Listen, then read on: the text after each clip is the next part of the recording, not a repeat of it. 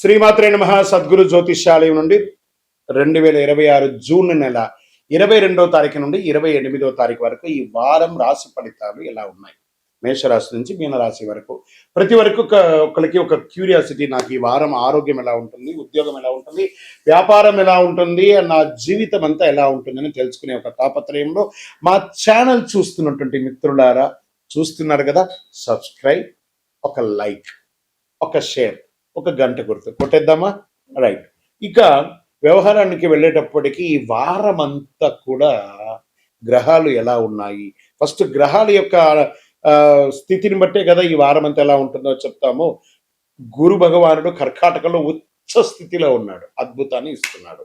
శని మీనరాశిలో వక్రగతిలో ప్రభావం చేస్తున్నాడు. కుజుడు సింహరాశిలో ఉండడం వల్ల ధైర్యం, రాజకీయ నాయకత్వ అంశాలు జరపబడుతున్నాయి. రాహు కుంభంలో, కేతు సింహంలో ప్రభావం చెబుతున్నారు. ఇవన్నీ కూడా చంద్రగ్రహ రాశి ప్రకారంగా చూస్తున్నాం. జాతకం పడుతున్న వర్షానికి ఒక గొడుగు మాత్రమే, కానీ జాతకం జీవితం కాదు. మీరు మిమ్మల్ని నమ్మండి, మీ యొక్క జీవితాన్ని నమ్మండి, మీ యొక్క ఇష్టదేవాన్ని నమ్మండి. కర్కాటక రాశి మిత్రులారా, మీ యొక్క జన్మంలో చక్కగా గురు భగవానుడు వచ్చి కూర్చున్నాడు. ఇది ఒక అద్భుతమైనటువంటి ఈ నెల 2వ తారీఖున స్టార్ట్ అయినటువంటి యోగం ఈ సంవత్సరం అంతా మీకు చాలా బాగా ఉండబోతుంది. ప్రత్యేకించి ఉద్యోగస్తులకి కొత్త బాధ్యతలు రావచ్చు, ప్రమోషన్ లేదా ఇంక్రిమెంట్తో కూడినటువంటి చర్చలు మొదలవుతుంది. ఇతనికి ఇవ్వాలి, సహ ఉద్యోగుల నుంచి చిన్న చిన్న మాట పట్టింపులు ఉన్నా కూడా అవన్నీ తొలగిపోయి మీకు అద్భుతమైనటువంటి అవకాశాలు ఉన్నాయి. ఇంకా వ్యాపారంలో customer handling, sales, marketing, BPO, hospitality రంగం వారికి టార్గెట్ పూర్తి చేసుకునే అవకాశాలు బాగా కనబడుతున్నాయి. పని భారం పెరిగినా గుర్తింపు వచ్చే అవకాశాలు బాగా ఉన్నాయి. ఆర్థికంగా పాత బకాయిలు కొంత వసూలు అయ్యే అవకాశాలు ఉన్నాయి. ఆదాయం క్రమంగా పెరుగుతుంది. పెద్ద మొత్తంలో అప్పు ఇవ్వడం, తెచ్చుకోవడం కాస్త జాగ్రత్త.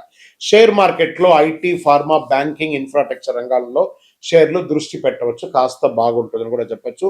దీర్ఘకాలిక పెట్టుబడులు బాగా కలిసి వస్తుంది. భావోద్వేగంతో పోగొట్టుకోకండి. ఇంకా వ్యాపారస్థంలో retail, food, construction, education, consultancy రంగాల వారికి చాలా అనుకూలంగా ఉంటుంది ఈ వారం అని కూడా చెప్పచ్చు. పార్ట్నర్షిప్ వ్యాపారంలో పారదర్శకత అవశ్యం. ఇంకా కోర్టు వ్యవహారాలకు వచ్చినప్పటికీ పత్రాలు, లీగల్ డాక్యుమెంట్స్ జాగ్రత్తగా పరిశీలించి సంతకాలు పెట్టండి, లేదా మధ్యవర్తిత్వంతో కట్ ఆఫ్ చేసేసుకోండి, మంచిది.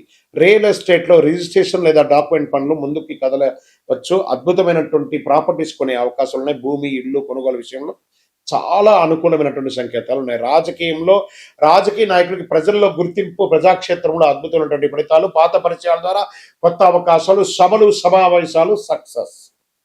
ఇంకా కళాకారులకి సినిమా, టీవీ రంగం వారికి అంతా కూడాను కొత్త ప్రాజెక్టు, ఆడిషన్స్ అవకాశాలు ఉన్నాయి. మీ యొక్క సినిమా కానీ, మీ యొక్క సీరియల్స్ కానీ వైరల్ అయ్యే అవకాశాలు కంటెంట్ సృష్టిస్తుంది. నటులు, యాంకర్లు, గాయకులు, సోషల్ మీడియా క్రియేటర్స్ మంచి స్పందన ఉంటుంది ఈ యొక్క వారం అంతా కూడా. విదేశీయ ఉద్యోగం కోసం కానీ లేదా చదువు కోసం ప్రయత్నం చేస్తున్న వాళ్ళకి దరఖాస్తులు అనుకూలంగా ఉంటాయి. వీసా డాక్యుమెంట్స్లో పురోగతి కనబడుతుంది. విదేశీ కంపెనీ నుంచి మీకు స్పందన వస్తుంది. గెట్ రెడీ అని చెప్పేసి కుటుంబ సభ్యుల మధ్య చిన్న అపార్థాలు వచ్చినా త్వరగా పరిష్కారం అవుతాయి. కుటుంబ సభ్యులతో సమయం గడపండి, కాస్త పెద్దల యొక్క సలహా పాటించండి. ప్రేమికులు వివాహ ప్రయత్నంలో శుభవార్త రావచ్చు, పెద్దలను మెప్పించి. విద్యార్థులకి ఏకాగ్రత పెరుగుతుంది, బాగా ఉంటారు. పోటీ పరీక్షల్లో సిద్ధమవుతున్న వారికి చాలా అనుకూలం. ఉన్నత విద్య, విదేశీ విద్య అద్భుతమైనటువంటి సమయం అని కూడా చెప్పచ్చు. ఆరోగ్యం, స్ట్రెస్ తగ్గుతుంది, తగ్గించుకోవాలి. ఆహారం పట్ల శ్రద్ధ చాలా అవసరము. నీరు ఎక్కువ తాగండి. జీర్ణక్రియ, ఛాతీ, గొంతు సంబంధిత చిన్న చిన్న సమస్యలు రావచ్చు, జాగ్రత్త. వ్యవసాయదారులకి వర్షాల పరిస్థితిని గమనిస్తూ నిర్ణయాలు తీసుకోండి. కొత్త సాగు పద్ధతిలో సమాచారం సేకరించండి. వరి, కూరగాయలు, తోట పంటలు రైతులకి అనుకూలంగా ఉంటుందని చెప్పచ్చు. ఈ వారం మీరు చేయవలసినటువంటి ఒక పరిహారం ఏముంటుందంటే పెద్ద పరిహారం ఉంది. ఓం నమ శివాయ అని చెప్పుకుంటూ శివాలయం చుట్టూ ప్రదక్షిణం చేయండి. పాలు, అన్నం, నెయ్యి, చక్కెర ఇలాంటివి దానం ఇస్తూ ఉండండి. అదృష్ట సంఖ్య 11 అలా చేయొచ్చు. అదృష్ట రంగులు తెలుపు, అదృష్ట దిక్కు ఉత్తరం. మంచి ఏదైనా శివాలయాన్ని దర్శనం చేసుకోండి, అద్భుతంగా ఉంటారు. విజయోస్తు. ఇంకను మీ యొక్క వ్యక్తిగత జాతకం తెలుసుకోవడానికి మీ పరిసర ప్రాంతాల్లో ఉన్నటువంటి గురువుల్ని సంప్రదించండి. లేదు గురుగారు, మేము మీ దగ్గరనే తెలుసుకోవాలని అనుకుంటున్నాము, అయితే ఏం చేస్తారంటే డిస్ప్లేలో కనబడుతున్నటువంటి నెంబర్కి మీ పేరు, మీ డేట్ ఆఫ్ బర్త్, మీ ప్లేస్ ఆఫ్ బర్త్, మీ టైమ్ ఆఫ్ బర్త్ కంపల్సరీ పెట్టండి, వాట్సప్ చేయండి. తప్పకుండా మా అడ్మిన్స్ మీకు రిప్లై ఇస్తారు. ఇంకా ఈ జాతకం కాకుండా మాకు ఏమైనా ఇంకా అదృష్టకరమైనటువంటి వస్తువులు ఏమైనా ఇస్తారంటే అతి శక్తివంతమైనటువంటి 48 రోజులు పూజ చేసినటువంటి కరుంగాళి మాల కూడా మన యొక్క ఆర్గనైజేషన్ నుంచి వస్తుంది. మన దేవాలయంలోనే పూజ చేసి అందిస్తున్నాము. కావలసిన వారు సంప్రదించండి. దేవుడు మనకు జీవితంలో పరీక్షలు ఎందుకు పెడుతున్నారని ఒక ప్రశ్న అడుగుతున్నారు. దేవుడు మనకు పరీక్షలు పెట్టడం మనకు ఆయనకేం పని లేదండి. మిమ్మల్ని ఎంచుకొని మీకు పరీక్షలు పెట్టడం అనేది కాదు. మనం ఎంచుకున్నటువంటి దారి, ఆ దారిలో మనం పుట్టినప్పటి నుంచి మరణించేంత వరకు నీ యొక్క రాత ఇది అని చెప్పి రాసి పంపించేస్తాడు. అర్థమైందా? ప్రతి ఒక్కరికి కూడాను ఈ యొక్క తల్లిదండ్రులకి పిల్లవాడు గాను, ఒక భార్యకు ఒక భర్తకు భర్త భార్య గాను, భార్యకు భర్త గాను, పిల్లలు గాను, అత్తమామలు గాను, ఫ్రెండ్స్ గాను, ఉద్యోగం గాను, వృత్తి గాను నిర్ణయించబడింది మరణం వరకు. మరి ఇందులో వచ్చే పరీక్షలు అంటారు చూసారా, భగవంతుడు దీన్ని కొంచెం ఫర్నిష్ గా చెప్పుకుంటే చెరిష్ ద గిఫ్టర్, అబ్యూస్ ద గిఫ్టర్ అని అంటారు అనమాట. భగవంతుడు మనకు ఒక అద్భుతమైనటువంటి గిఫ్ట్, ఈ శరీరాన్ని ఇచ్చాడు. దేహో దేవాలయ అని చెప్పేసి ఒక జీవితాన్ని, మానవ జన్మనిచ్చాడు. ఇందులో మనం చక్కగా పరోపకారార్థి ఇదం శరీరం అనుకుంటూ మనం చేయాల్సిన కార్యక్రమాలు చేసుకుంటూ ఇతరులను చేసుకుంటూ పోతే అన్ని రకాలుగా ఉంటుంది. ఎప్పుడైతే మనలో స్వార్థం అది వస్తుందో, ఆశ అవన్నీ పెరుగుతుందో, అప్పుడు దారి తప్పుతూ ఉంటాం. ఆ దారి తప్పినప్పుడు అవసరాలు పెరుగుతాయి. ఆ అవసరాలకు తగ్గట్టుగా అవకాశాలు ఉండదు. దానికి అప్పులు చేయడము, లేకపోతే ఇతరులను ఏమార్చడము, సమాజంలో ఇబ్బంది పెట్టడము. దాన్ని మనం ఏం చేస్తాం? భగవంతుడు నాకే ఇన్ని కష్టాలు ఇస్తావా అని భగవంతుడిని బ్లేమ్ చేయడం. ఆయనకి ఏమైనా పన? మీరు పుట్టినప్పటి నుంచి మీరు మరణించేంత వరకు ఒక్క క్షణం కూడా ఆగకుండా గుండె కొట్టుకుంటూ ఉంటుంది. అప్పుడు మీకు పరీక్ష పెడుతున్నాడా భగవంతుడు? అనుగ్రహం ఇస్తున్నాడా? మనమైనా ఒక్కొక్కసారి శ్రద్ధగా ఉండం. అలా పడుకుంటాం, ఇలా లేస్తాం. మీరు పడుకున్నా, లేసినా, తిన్నా, ఏమేమి వేషాలు వేసినా వాటన్నిటినీ సగిస్తూ భావిస్తూ మీ హృదయం lub dub lub dub lub dub lub డబ్ను కొట్టుకుంటూ ఆ ప్రాణవాయుని ఇచ్చే భగవంతుడికి కృతజ్ఞత చెప్పండి. కానీ భగవంతుడు ఇబ్బంది పెట్టాడు, భగవంతుడు అనుగ్రహప్రదాయుడు. మీ ఆశలు, మీ అలవాట్లను అదుపులో పెట్టుకుంటే జీవితం అంతా సుఖ సంతోషాలతో ఉంటారు, విజయోస్తు. గురుగారు, ఒక ప్రశ్న ఉందండి. నిజమైనటువంటి భక్తి అంటే ఆలయానికి వెళ్ళడమేనా?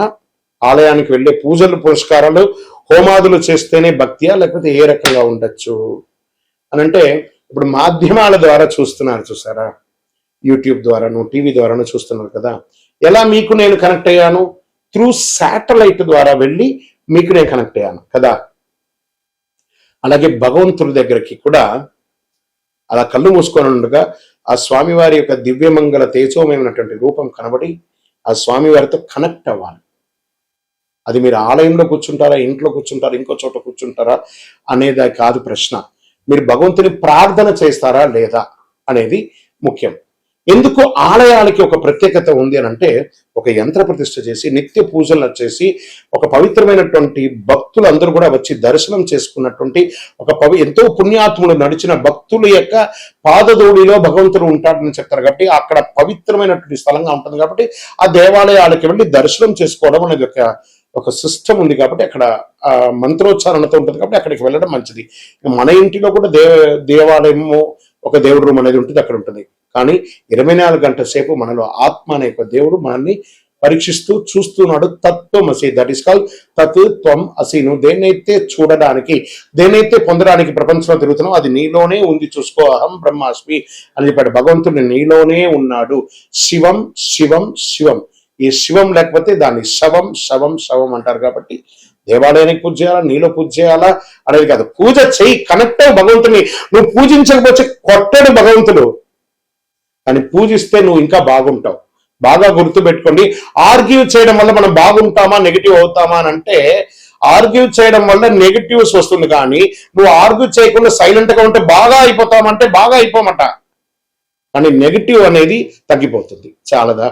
అదే భగవంతుడు. దేవాలయానికి వెళ్ళడం, మనం చేయడం అనేది కర్మ ఫలితం తప్పకుండా మనల్ని చేరుతుంది. అంటే కర్మ రిటర్న్స్ అంటారు చూసారా.